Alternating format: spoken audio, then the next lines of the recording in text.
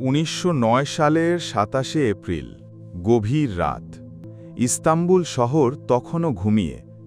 সুলতান দ্বিতীয় আব্দুল হামিদ তখন চুপি চুপি একটি ট্রেনে চেপে বসলেন। অন্ধকারের আড়ালে তিনি রাজধানী ত্যাগ করলেন।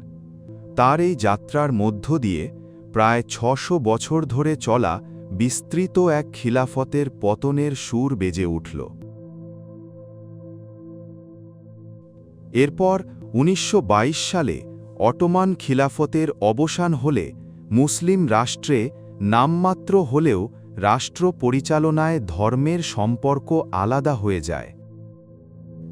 কবি মোহাম্মদ ইকবাল, আলী জিন্নাহ, মোস্তফা কামাল আতাতুর্কের মতন মুসলিম চিন্তাবিদরা এই ঘটনায় খুশি হয়েছিলেন।